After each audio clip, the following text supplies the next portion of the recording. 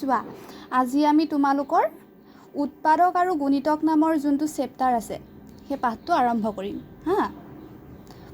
চেপ্টাৰটো নামেই হৈছে উৎপাদক আৰু গুণিতক প্ৰথমতে আমি কি জানি ল'ব লাগিব যে উৎপাদক কাক বোলে আৰু গুণিতক কাক বোলে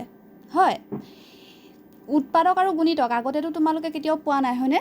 ক্লাছ 4 লৈকে পোৱা নাছিলা কিন্তু এই 5 ৰ পৰা ষ্টাৰ্ট হৈছে এই যে যি ষ্টাৰ্ট হৈছে ইয়া তোমাৰ একদম তোমাৰ 10 লেভেল তাৰপিছত তুমি যিমান যি এক্সাম দি নাথাকা কিয় সদায় লাগিব আমাক এতিয়াও আমি এক্সামবিলাক যে দিবলৈ যে যাওঁ উৎপাদক গুণিতক এইবিলাকৰ পৰা বিভিন্ন ধৰণৰ প্ৰশ্ন আহে সেই প্ৰশ্নবিলাক আমি কৰিব লাগে গম পাইছা ঠিক আছে এতিয়া যদি তোমালোকক প্ৰশ্ন সোধে যে উৎপাদক কাক বোলে হয়নে তেতিয়া আমি কি ক'ব লাগিব যে কোনো এটা সংখ্যাক যিবিলাক সংখ্যাৰ পূৰণফল হিচাপে প্ৰকাশ কৰিব পাৰোঁ সেইবিলাক সংখ্যাকে মূল সংখ্যাটোৰ উৎপাদক বুলি কোৱা হয় উদাহৰণস্বৰূপে যদি তোমাক দিয়ে যে 4 হা এই 4 সংখ্যাটো আমি কেনেদৰে প্ৰকাশ কৰিব পাৰোঁ 1 পূৰণ 4 2 পূৰণ 2 আৰু 4 পূৰণ 1 হয়নে ইয়াত যে পালা 1 2 আৰু 4 এই গোটেই সংখ্যাকেইটাই হৈছে 4 সংখ্যাটোৰ উৎপাদক বুজিলা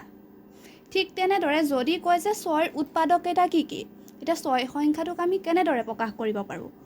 1 পূৰণ 6 2 পূৰণ 3 3 পূৰণ 2 আৰু 6 পূৰণ 1 ইয়াত আমি কি পালোঁ 1 2 3 আৰু 6 এইকেইটা হৈছে 6ৰ উৎপাদক বুজি পালা ঠিক তেনেকৈ তোমালোকক ডাঙৰ ডাঙৰ সংখ্যাও দিব পাৰে উৎপাদক উলিয়াবলৈ আমি প্ৰথমতে সৰুৰ পৰা আৰম্ভ কৰিম তেতিয়াহে আমি ডাঙৰখিনি কৰিব পাৰিম হয় এতিয়া উৎপাদক মই এটা চোৱাচোন লিখি দিছোঁ কোনো এটা সংখ্যাক আমি যিবোৰ সংখ্যাৰে সম্পূৰ্ণকৈ বিভাজ্য কৰিব পাৰোঁ সেই সংখ্যাবোৰকে উক্ত সংখ্যাটোৰ উৎপাদক বোলে উদাহৰণস্বৰূপে ধৰা 6 দিলে হা 6 সংখ্যাটোক যেতিয়া আমি 2ৰে হৰণ কৰিম 2 3 গুণ 6 ভাগশেষ কিমান আছে 0 হয়নে যদি ভাগশেষ 0 হয় তেতিয়াহ'লে কি হ'ব 6ৰ উৎপাদক কি হ'ব 2 বুজিলা কিন্তু চাবা যেতিয়া আমাক 7 দিব 7টোক যেতিয়া আমাক 2ৰে হৰণ কৰিবলৈ দিব তেতিয়াহ'লে কি হ'ব 7 2ৰে কৰিলোঁ 2 3 গুণ 6 হয়নে এক এটা বাকী থাকিলে এই ক্ষেত্ৰত কি হ'ব 2টো 7ৰ উৎপাদক হ'ব জানো নহয় বুজিলা বা আমি এনেকৈও ক'ব পাৰোঁ যে কোনো এটা সংখ্যাক যিবিলাক সংখ্যাৰ পূৰণফল হিচাপে আমি প্ৰকাশ কৰিব পাৰোঁ সেই সংখ্যাবিলাককে মূল সংখ্যাটোৰ উৎপাদক বোলে উদাহৰণস্বৰূপে 6 সংখ্যাটো আমি কেনেকৈ প্ৰকাশ কৰিছোঁ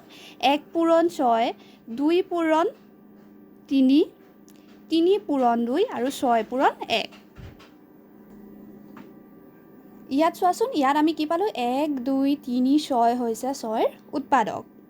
এতিয়া উৎপাদকবিলাকক আকৌ দুটা ভাগত ভাগ কৰা হৈছে এটা হৈছে প্ৰকৃত উৎপাদক আৰু এটা হৈছে অপ্ৰকৃত উৎপাদক এতিয়া চোৱাচোন যেতিয়া আমি 6 সংখ্যাটোক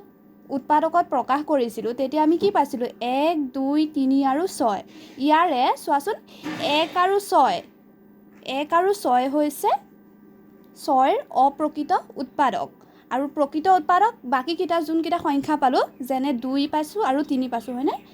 এই ইয়াত 2 আৰু 3টো হৈছে 6ৰ প্ৰকৃত উৎপাদক তাৰপিছত আহিলে গুণিতক কাক বোলে চোৱা কোনো এটা সংখ্যাৰ লগত আন এটা সংখ্যা পূৰণ কৰিলে আমি যি পূৰণফল পাওঁ সেই সংখ্যাটোকে মূল সংখ্যাটোৰ গুণিতক বুলি কোৱা হয় উদাহৰণস্বৰূপে কি কৰিছোঁ আমি 1ৰ লগত 5 পূৰণ কৰিছোঁ কিমান পাইছোঁ 5 2ৰ লগত আমি 5 পূৰণ কৰি কিমান পাইছোঁ 5 2 গুণ 10 3ৰ লগত 5 পূৰণ কৰি আমি কিমান পাইছোঁ 5 3 গুণ 15 4ৰ লগত 5 পূৰণ কৰি আমি কিমান পাইছোঁ 20 ইয়াত যে আমি যে 5 10 15 20 এইবিলাক যে পাইছোঁ এইবিলাক হৈছে 5ৰ কি গুণিতক বুজিলা আজি এতিয়া আমি কি শিকিলোঁ উৎপাদক কাক বোলে উৎপাদক কেই প্ৰকাৰৰ আৰু কি কি এইবিলাক আমি আজি শিকিলোঁ তাৰপিছত আমি কি এই উৎপাদক আৰু গুণিতকৰ যিখিনি অংক আছে সেই অংকখিনি কৰিবলৈ যাওঁতে আৰু দুটা কথা আমি মনত ৰাখিব লাগিব যে মৌলিক সংখ্যা কাক বোলে আৰু যৌগিক সংখ্যা কাক বোলে হা। কেতিয়াবা অংক কিছুমান দিয়ে যেনে মৌলিক উৎপাদকত প্ৰকাশ কৰা, তেতিয়া আমি মৌলিক সংখ্যা কি যৌগিক সংখ্যা কি সেয়া আমি জানিব লাগিব। এতিয়া যদি প্ৰশ্ন সোধে যে মৌলিক সংখ্যা কাক বোলে, তেতিয়া আমি কি ক'ব লাগিব যে যিবোৰ সংখ্যাৰ উৎপাদক এক আৰু সংখ্যাটো নিজে তেনেবোৰ সংখ্যাক মৌলিক সংখ্যা বোলে। উদাহৰণস্বৰূপে 2, 3, 5, 7, 11, 13 এনেকৈ বাঢ়ি বাঢ়ি গৈ থাকিব, বুজিছা।